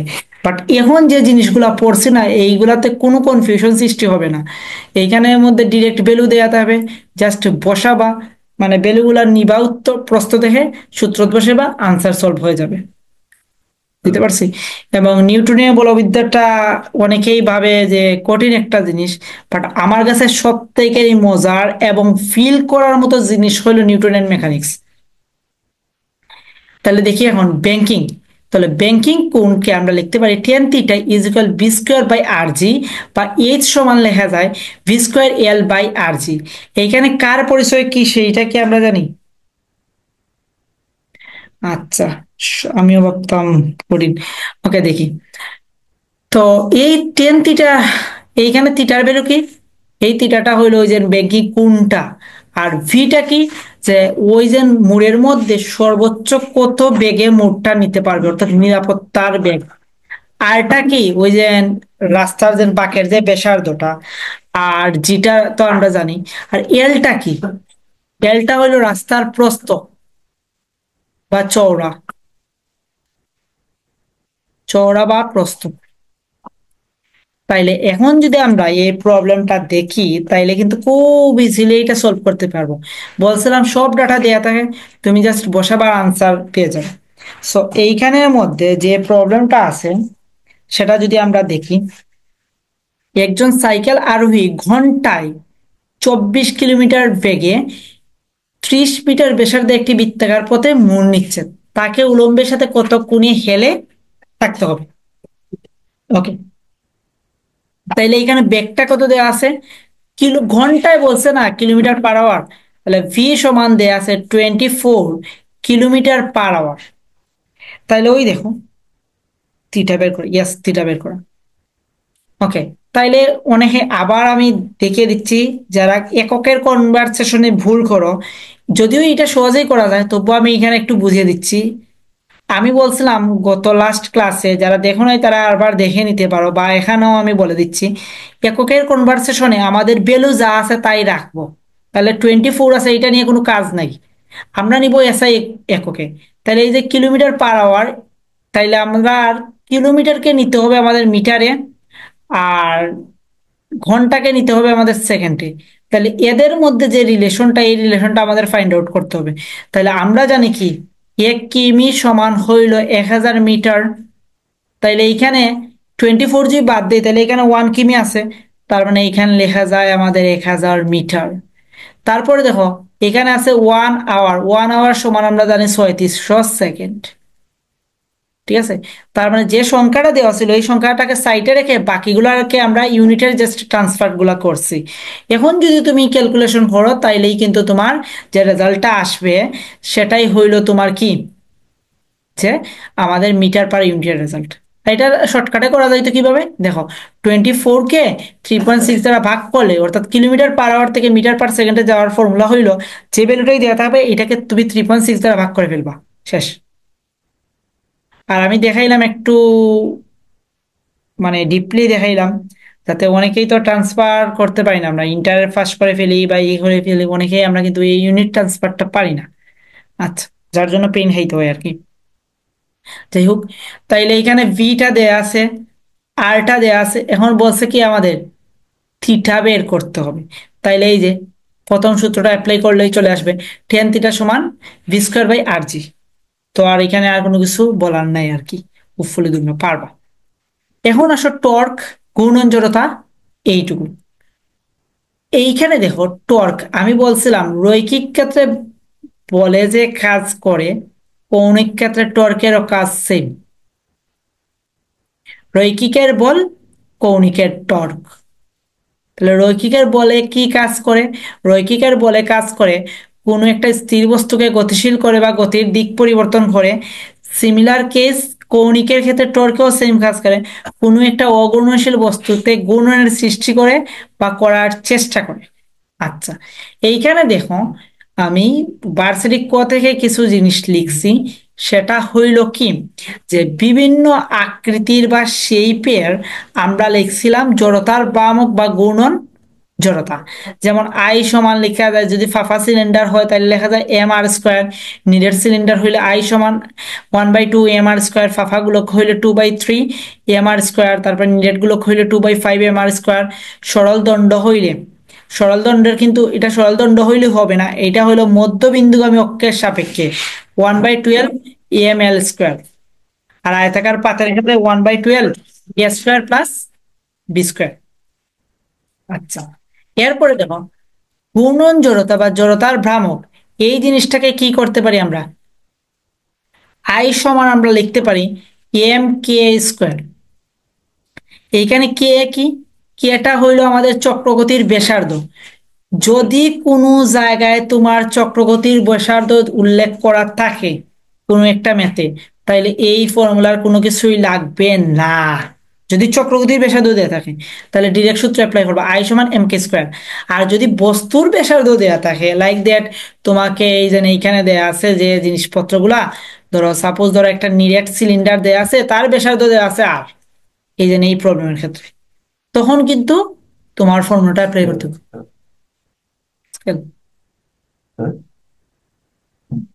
দিলাম ফর্মুলাটা অ্যাপ্লাই করতে হবে। আর যদি ডিরেক্ট তোমাকে চক্রগতির ব্যাসার্ধ দিয়ে দেয় তাহলে এম কে স্কোয়ার। বুঝাইতে পারছে এটা? বিভিন্ন শেপের যদি ব্যাসার্ধ দেওয়া থাকে তাহলে ওই শেপ অনুযায়ী তুমি সূত্র অ্যাপ্লাই করতে হবে। আর যদি তোমার ডিরেক্ট চক্রগতির ব্যাসার্ধ দিয়ে দেয় তাইলে কোনো সূত্র লাগবে না, এম কে স্কোয়ার। হ্যাঁ, কিছু বলবা সাদিয়া?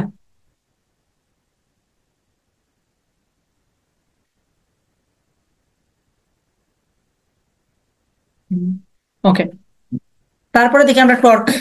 তাহলে টর্ক সমান লিখতে পারি আমরা কি, আর ক্রস এফ। টর্ক সমান লিখতে পারি আর ক্রস এফ। তাহলে এইটা কিন্তু দেখো একটা ভেক্টর প্রোডাকশন, বুঝতে পারলাম? তাহলে তোমাকে যদি দেয়া থাকে ধরো কোনো একটা বস্তুর ব্যাসার্ধ vector 2i plus 3j minus 6k, এবং তার উপর প্রযুক্ত বল দেওয়া আছে 2i মাইনাস 3k। এখন যদি বলে বস্তুর টর্ক কত, ঠিক আছে, টর্ক যদি বলে কত বা টর্কের মান কত, তাইলে তোমাকে যে জিনিসটা করতে হবে আগে কিন্তু ক্রস প্রোডাকশন করতে হবে। তোমরা যে ভুলটা করবা জানো, তোমরা যে ভুলটা করবা ওই আগের ম্যাথের মতো তোমরা এখানে ভুলটা করবা। ফার্স্টে তোমরা খুব চালাকি করে আর এর মানটা বের করবা, 2 square plus 3 square plus minus 6 whole square, then F এর মান বের করবা, দেন আর ক্রস এফ করে ফেলবা। এইটা করলে কিন্তু ভুল অ্যাপ্রোচ। ঠিক আছে, ফার্স্টে যেহেতু ক্রস প্রোডাকশন আছে তোমাকে ক্রস প্রোডাকশনই করতে হবে। ক্রস প্রোডাকশন করার পর পরে যে এইখানে একটা ভেক্টর আসবে আসবে এইটাকে তুমি A square plus B square plus C square এই ফর্মুলা অ্যাপ্লাই করার পরে তোমার টর্কের মানটা বের হবে। সো এই ভুলটা করা যাবে না কিন্তু, বুঝতে পারছি? আবার যদি তোমাকে ভ্যালু দিয়ে দেয় এবং মধ্যবর্তী কোণ দিয়ে দেয় তাইলে তো আর সমস্যা কি, টর্কের মান হবে আর এফ সাইন থিটা। ঠিক আছে, তুমি যদি এইভাবে করতে চাইতা যে এই ম্যাথটাই তুমি চাচ্ছ যে মান দিয়ে করতা, তাহলে তুমি মান দিয়ে করতে পারো, সমস্যা নাই তো। যে তুমি আগে থিটা বের করো আর এরপরে তুমি মানগুলা বের করো, তাইলেই তো হইলো, তাইলে তুমি তোমার ফর্মুলাতেই করতে পারছো। তো এই জিনিসটা একটু মাথায় রাখবা যে চালাকি করতে গিয়ে একটু স্মার্ট হতে গিয়ে আমরা যদি ওভার স্মার্ট হয়ে যাই, তাহলে কিন্তু সমস্যা হয়। এই ম্যাথে এই জিনিসটাই করবো, ওই আগে যে এরকম সাবট্রাক্ট ম্যাথ দেখাইছিলাম, এই ম্যাথ গুলা দিবে তোমাকে চেপে ফেলানোর জন্য, যে তুমি অ্যাকচুয়ালি তুমি মেইন অ্যাপ্রোচে আসো কিনা। কারণ প্রশ্নগুলো খুব বেশি কঠিন না, প্রশ্ন খুব ইজি, কিন্তু তুমি ওই অ্যাপ্রোচটা ধরতে পারো না, এর জন্যই তুমি এই প্রশ্নটা সলভও পারো নাই। ঠিক আছে। সো এই কিছু কিছু প্রশ্ন ট্রিকি প্রশ্নগুলো থাকে। তারপরে দেখি আমরা কৌণিক ভরবেগ। তাইলে দেখো কৌণিক ভরবেগও সেম আর ক্রস পি, বা কৌণিক ভরবেগকে লেখা যায় এম ভি আর। সো এইখানেও সেম কাহিনী, সেম প্রবলেম স্টেটমেন্ট দিতে পারে আর কি। তো এই যাবৎকাল নিউটনের বলবিদ্যার যা যা বলছি সব কি বুঝতে পারছি? কোনো ডাউট আছে?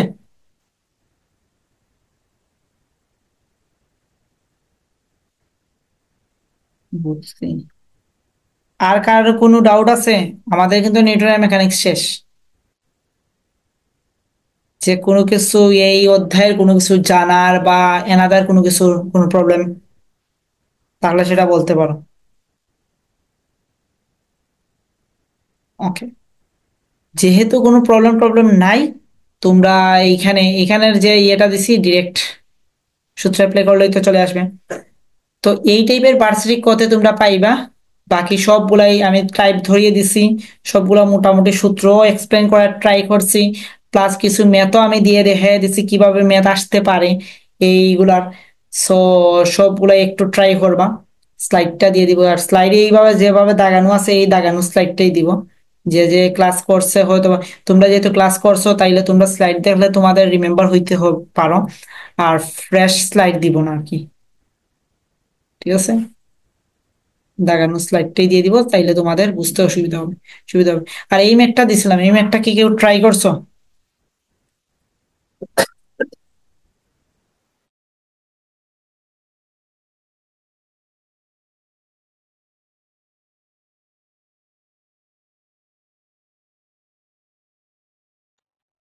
ওকে, তাহলে ক্লাস শেষে ট্রাই হইল, সমস্যা নাই।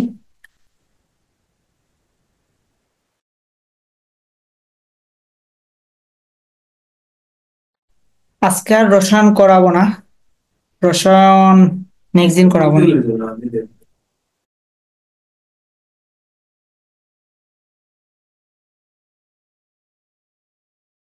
আপাতত আজকের ক্লাস এতটুকুই। তো টাটা, গুড বাই, ভালো থাকুন।